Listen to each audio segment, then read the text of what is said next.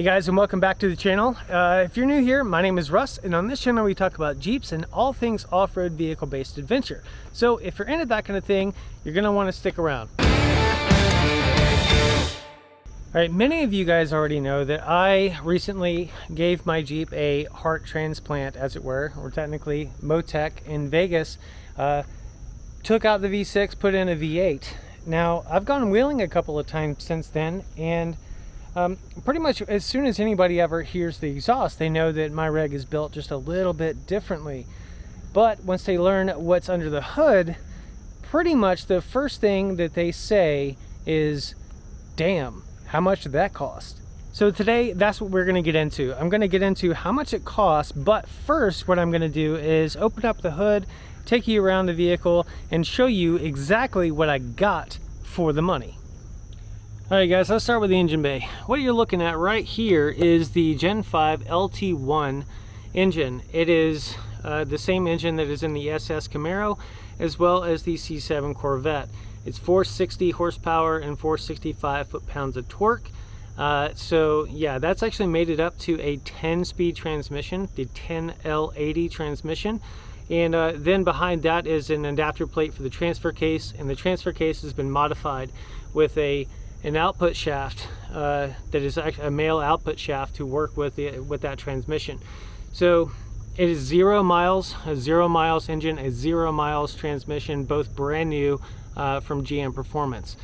Also in this conversion, you get an entirely new accessory drive. It's going to be really hard to see, but pretty much where the belts are down there, you get a new alternator, you get a new AC compressor, all the pulleys and brackets and all the other stuff that you need, obviously with the LT1 intake as well. You get a quad core radiator, which is a racing performance radiator, as well as this valance. A coolant bottle goes with that. This is not your typical like reservoir. This is just an overflow. So once the pressure builds up inside of your radiator here, it will bleed out there, and the theory is that once it all cools down, it's going to create a vacuum and pulls it back in. It's just really an expansion tank. So yeah, I already had the PSC. I've got the big bore, the PSC big bore XD box. That's hooked up with kind of the splash valve or the anti-splash valve, as well as the reservoir there for the power steering. And then, yeah, the battery tray. It frees up a lot of space in between here. This engine can get really hot, especially with the headers right there on this side. So they move the battery in the actual the fuse box and everything. They turn it this way, and it creates a lot more room. And then over here, obviously, this is the GM side of the computer. You can see that the Chrysler one is still right here. It has been unlocked. That's also something that you get. These 2015 and up were really locked down, so they get unlocked with HP tuners, and or sent out unlocked and then tuned with HP tuners to allow this whole thing to work. Now, yeah, let's go on the frame rail. On this side, there's a frame on the frame rail right here. There is an engine oil cooler. That is an inline oil cooler to help keep things all nice and cool.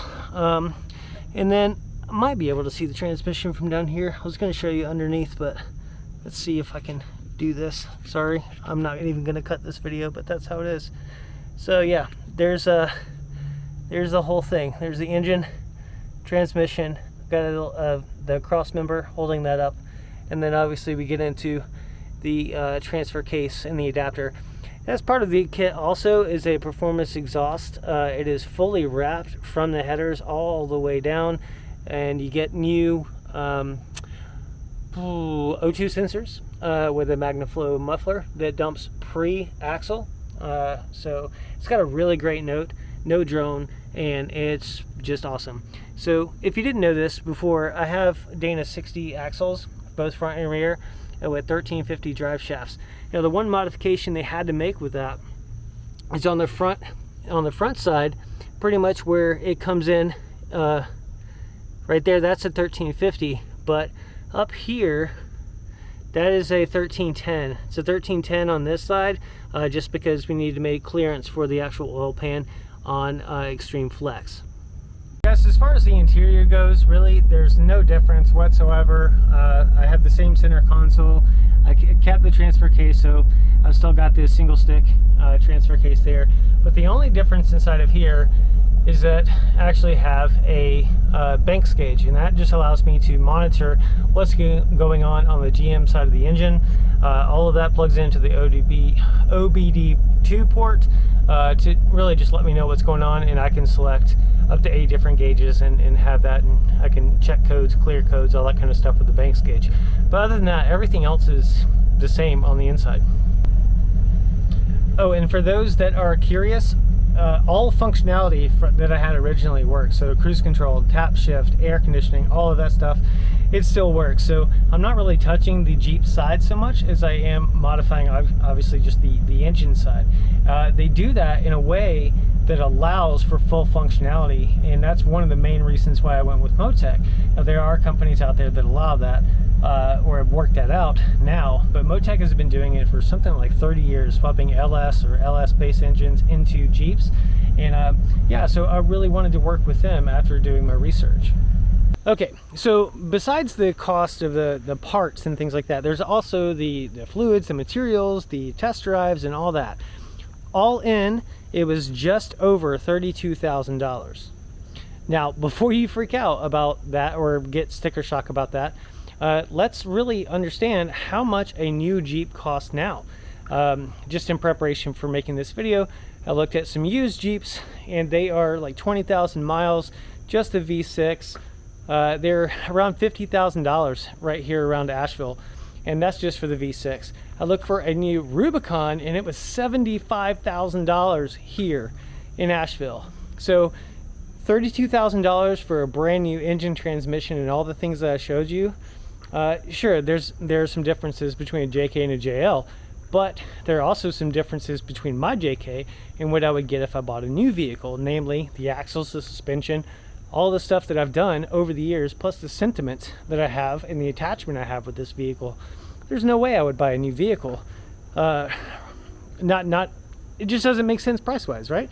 I spent $32,000 to get a V8 Jeep. If I want a V8 Jeep now, I'm probably going to be spending well over $100,000 just for the Jeep, and then probably another $20,000 to $30,000 to modify it to be exactly what this one is. So it was a no-brainer for me.